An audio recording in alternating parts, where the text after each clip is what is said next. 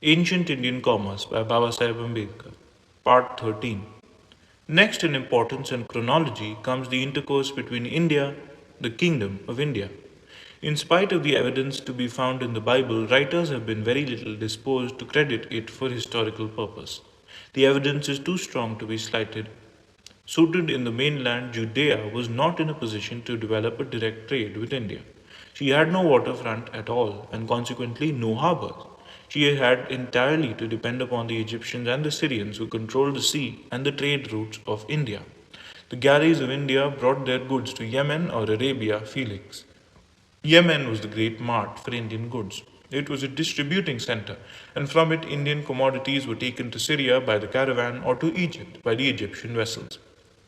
From the very earliest ages, the refined civilization of Egypt and Syria sought with avidity the spices, the aromatics, the metals, precious and scented woods, the gems, the ivory in kind, and all the other valuable merchandise which the rich soil of India supplied in abundance.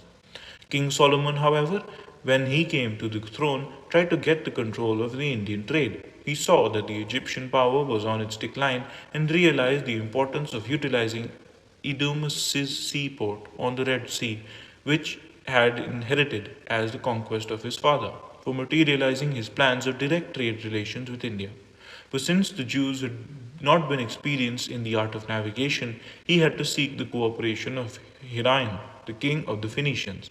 The Phoenicians were the pioneers in navigation. Whether they dealt directly with India is a subject of great controversy. Mr. Robert Sonis favorably inclined.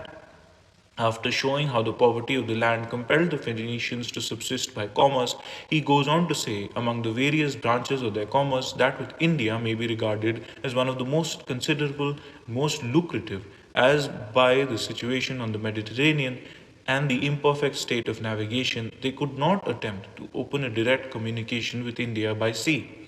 The enterprising spirit of commerce prompted them to west from the Edomakans some commodious harbors towards the bottom of the Arabian Gulf. From these, they held a very regular intercourse with India on the one hand and with the eastern and southern coasts of Africa on the other. The distance, however, from the Arabian Gulf to Zaire was considerable and rendered the conveyance of goods to it by land carriages so heaviest and extensive that it became necessary for them to take possession of Phenocolura, the nearest port in the Mediterranean to the Arabian Gulf. Thither, all the commodities brought from India were conveyed overland by a route much shorter and more practicable, and that by which the productions of the East were carried at a subsequent period from the opposite shore of the Arabian Gulf to the Nile. At Rhinocolura, they were reshipped and transported by an easy navigation to Tyre and distributed throughout the world. This, as it is the earliest route of communication with India of which we have any authentic description, has so much advantages over any other known before the modern discovery of a new course of navigation to the east that the Phoenicians could apply other nations with the production of India in greater abundance and at a cheaper rate, than any people of antiquity. Another evidence supporting the view of Mr. Robertson is to be found in the fact that the Phoenicians introduced their letters in India, a direct proof of their intercourse. King Solomon, stimulated or otherwise by the neighboring Phoenicians, joined hands with Hiram, king of Tyre, and built a fleet at Elath and Ezion Geher. Manned by Phoenician sailors, it sailed to Kfir and brought back many treasures which the two kings shared between themselves. The location of Kfir is another unsettled topic, but for all practical purposes, Professor Lassen had enclosed the controversy by identifying it with Abhira in the province of Gujarat in India. With the interval of 3 years, the voyage was repeated, and the ships laden with all precious articles to enrich the country, so much so that the king made silver to be in Jerusalem as stones, and cedars made her to be as sycamore trees that are in the vale for abundance. Thus, all the advantages of trade were secured for the people, with exposing to the dangers attendant upon it. Consequently, in the words of Dean Stanley, Sinai and Palestine, page 261, to describe the capital as a place where shall go no galley with oars, neither shall gallant ship pass by.